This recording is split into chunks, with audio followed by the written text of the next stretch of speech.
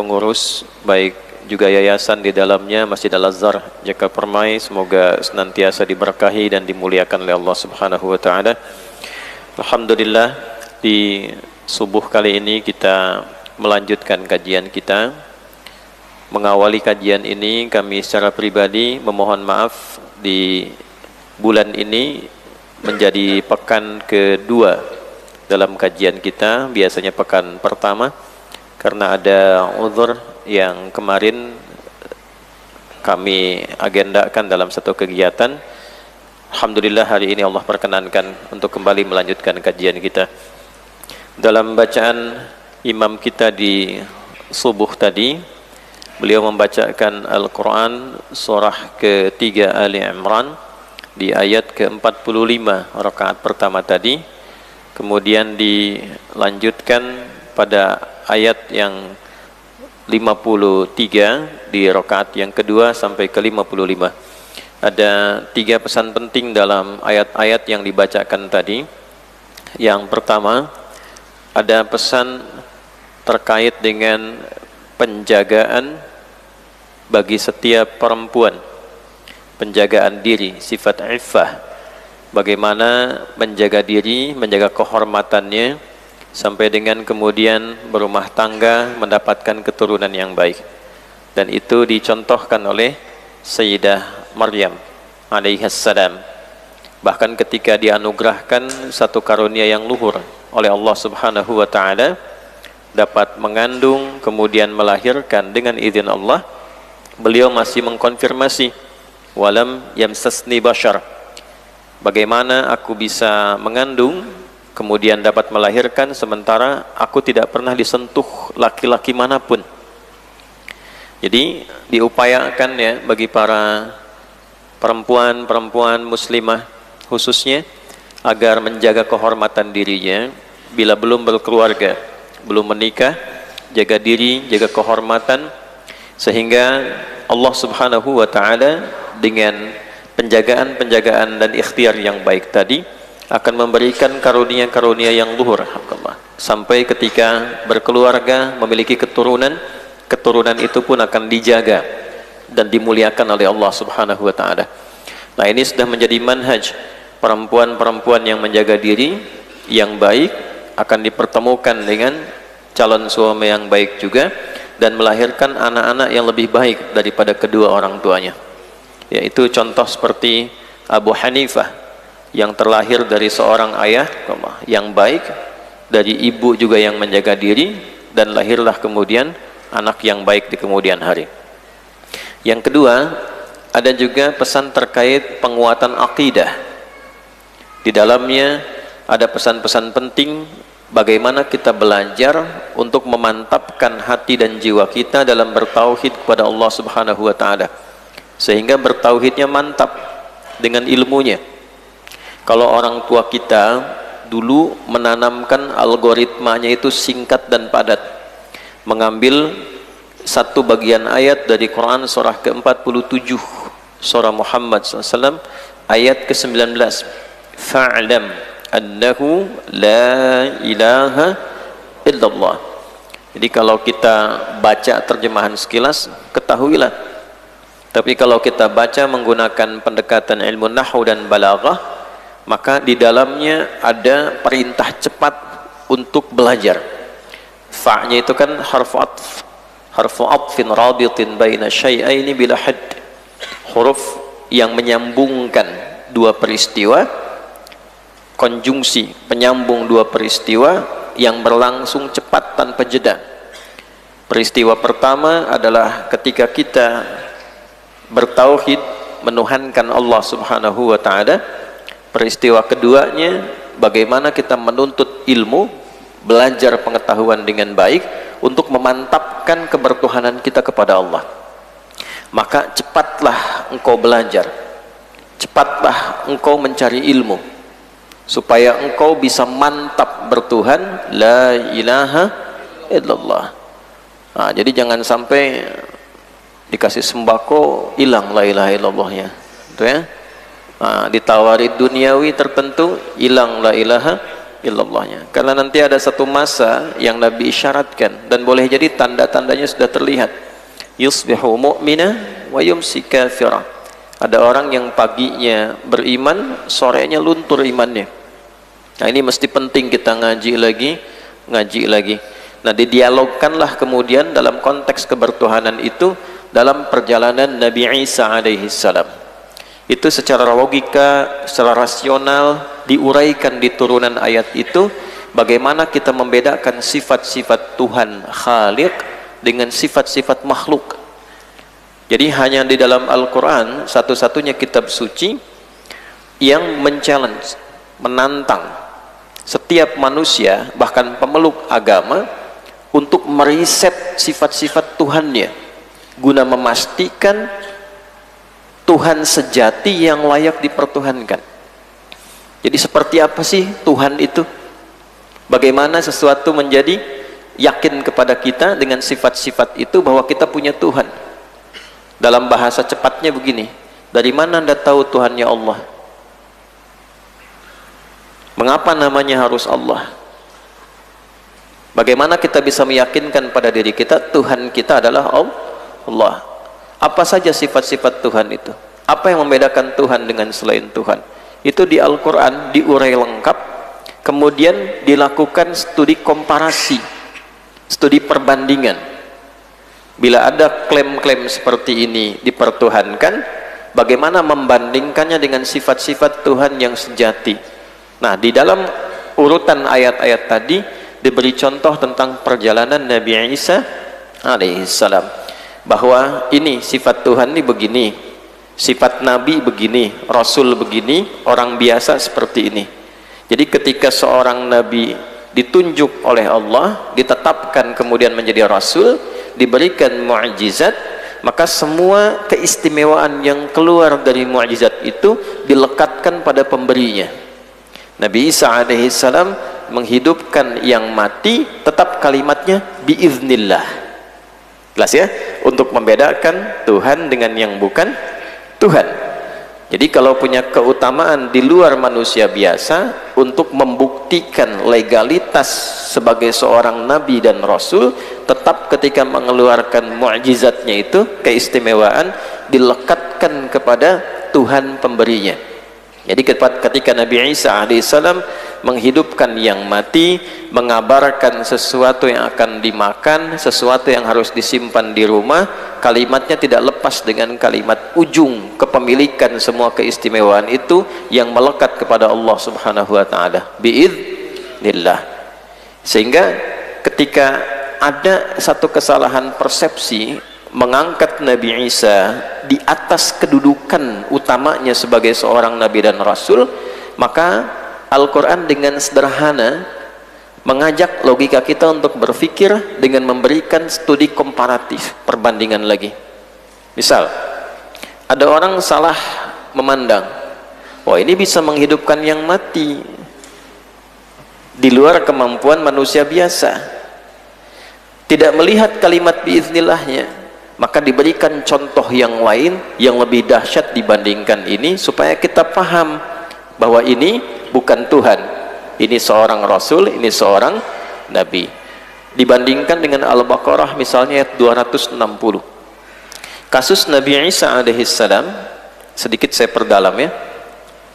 Ini ada seorang meninggal nih, dimakamkan, dipanggil, hidup dengan izin Allah, hidup lagi. Ada yang lebih dahsyat dibanding ini, namanya Nabi Ibrahim alaihissalam. Diberi contoh oleh Allah ketika beliau meminta kepada Allah untuk menunjukkan bagaimana caranya menghidupkan yang mati. Maka contohnya spesifik, sederhana. Kalau ini jenazah dari mayat yang besar, ini lebih kecil, lebih canggih. Diambil burung, potong-potong dulu, jadi dari hidup ya, kemudian dipotong-potong, potongannya disimpan di beberapa bukit yang berbeda, lalu dipanggil dengan panggilan yang sama yang keluar dari lisan Nabi Isa alaihissalam setelahnya di kemudian hari, karena Nabi Ibrahim lebih duluan, ya kan? Maka dipanggil oleh beliau, ya'tinaka sa'ya, itu yang tadinya terpecah nyatu lagi, boom, datang lagi. Hiduplah dengan izin Allah, menyatu kembali dari berbagai bukit, nyatu lagi. Wa idh qala Ibrahim rabbi arini kaifa tuhyil mauta qala awalam tu'minu qala bala walakin liyatma'inna qalbi qala fakhudh arba'atan minat tayr. Nabi Isa mayatnya satu, Nabi Ibrahim 4 sekaligus. Nabi Isa berapa? 1. Nabi Ibrahim berapa? 4. Arba'atan minat tayr. Kemudian potong-potong tuh, ya, simpan di setiap bukit yang berbeda-beda. Thumma du'uhunna ya'tinaka sa'ya. Panggil, hidup dengan izin Allah. Dengan izin Allah menyatu lagi, hidup. Nah, lebih canggih mana? Nabi Isa, Nabi Ibrahim? Nah, nanti di beberapa turunan ayat lain disoal, mengapa yang ini dipertuhankan, yang ini tidak menjadi Tuhan. Nah, terus nanti ada logika yang kedua. Karena Nabi Isa itu lahirnya hanya dari seorang ibu, tidak ada ayahnya. Nabi Ibrahim ada ayah dan ibunya. Maka Al-Quran muncul dengan logika yang kedua. Inna mathala Isa kamathali Adam. Ya, Isa dengan Adam nggak ada bedanya, manusia juga kata Allah. Dan lebih canggih Adam. Nabi Isa lahir dari seorang ibu, tidak ada ayahnya. Nabi Adam tidak ada ayah, tidak ada ibu. Kenapa Isa dipertuhankan, Adam tidak? Nanti lebih dahsyat lagi, Allah tunjukkan semua jenis penciptaan dari berbagai aspek. Yang tanpa ayah, tanpa ibu, Adam alaihissalam. Tidak ada ibu, tapi sumbernya diambil dari seorang ayah, Hawa. Tidak ada ayah, tapi dari ibu, Isa. Ada ayah, ada ibu, antum. Nah, jadi kalau Allah mau, semua jenis penciptaan bisa terjadi. Nah, itu intinya apa? Intinya belajar tauhid yang kuat, yang penting, karena ada masa-masa bertauhid itu tidak mudah. Yang ketiga, ini yang terakhir, jika ingin kita mendapatkan sisi keimanan yang kuat, beribadah yang kuat, maka berupayalah kita berjamaah, mengenal sahabat-sahabat, berkelompok dengan baik. Apalagi jika merasakan lingkungan sekitaran kita sudah terlihat tanda-tanda yang kurang kondusif untuk menjaga nilai-nilai agama, maka jangan soleh sendirian. Nah, penting semacam ini, ke masjid, mencari sahabat-sahabat yang baik, ngaji dengan baik. Falamma ahassa Isa minhumul kufra qala man ansari ilallah. Ketika Nabi Isa alaihissalam mendeteksi potensi-potensi penyimpangan, kekufuran dalam komunitasnya, maka beliau mulai mencari, menetapkan jamaah-jamaah spesifik yang mau konsisten, istiqamah, menjaga kehidupannya dalam rangka beribadah kepada siapa? Allah subhanahu wa ta'ala. Maka minimal kita coba masuk 1 dari 7 golongan yang dijanjikan oleh Allah akan dinaungi dalam suasana hisab. Sab'atun yadhilluhumullahu fi dhillin yawma la dhilla illa dhilluh. Ada 7 golongan yang dilindungi dalam kegoncangan di hari hisab itu, saat tidak ada pelindung-pelindung utama bagi umumnya kebanyakan orang. 7 golongan itu diantaranya, teman-teman sekalian, rajulun kana qalbuhu muta'alliqan bil masajid. Ya, ada orang yang hatinya lekat dengan masjid.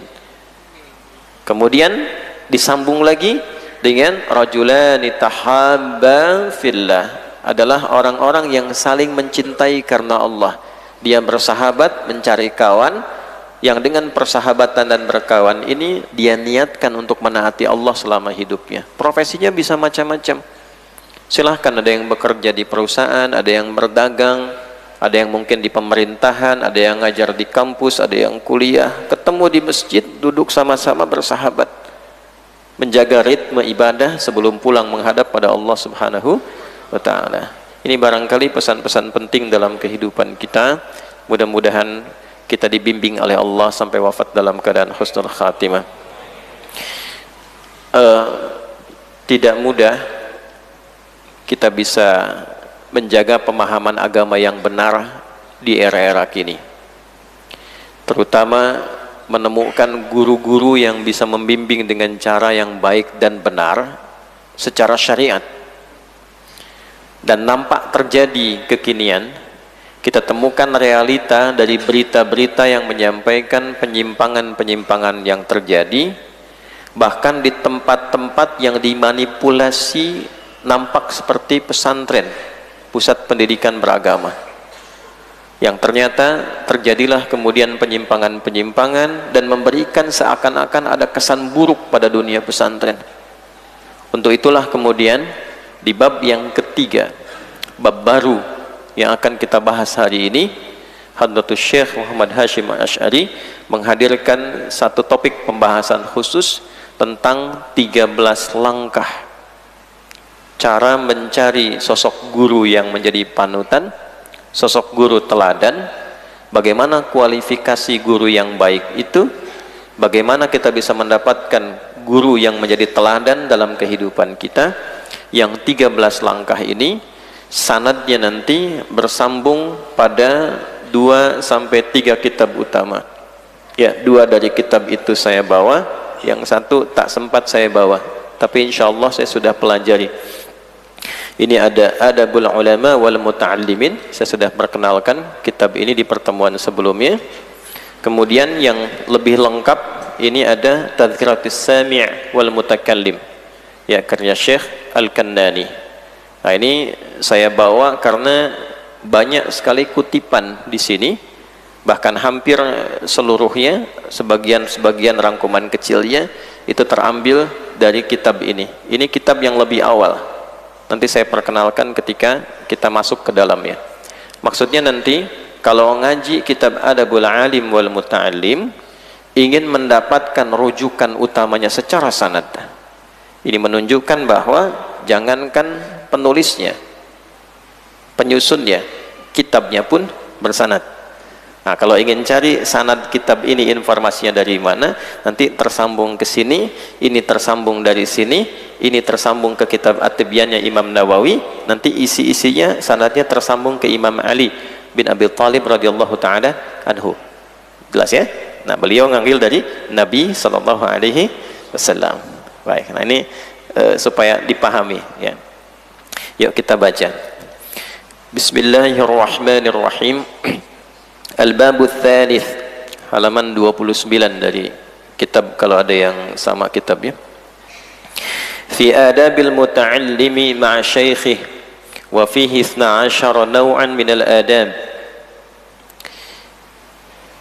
Pembahasan yang ketiga tentang rangkaian adab penuntut ilmu ma'a syaikhihi, terhadap gurunya. Wa fihi 12 naw'an, di dalamnya terdapat 12 rangkaian adab. Tadi saya sebutkan di awal berapa? 13 ya. Nanti yang ke-13-nya saya tunjukkan. Baik ya, nanti kalau kita kembalikan ke kitab ini, nanti ada satu bagian sebagai pelengkapnya. Ada 12 rangkaian adab. Kita mulai al-awwal, yang pertama. Yanbaghi lit-talibi an yuqaddima an-nazara wa yastakhira Allah Ta'ala fi man ya'khudhul ilma anhu wa yaktasiba husnal akhlaq wal adab minhu. Kita terjemahkan dulu. Rangkaian yang pertama dari 12 tips dalam menentukan guru yang menjadi teladan, ustadz, kiai yang cocok untuk diambil ilmunya. Jadi adab itu jangan selalu digambarkan dengan sikap sopan santun atau moral seseorang. Adab itu juga termasuk rangkaian urutan sebagai sebuah pedoman untuk menetapkan sesuatu.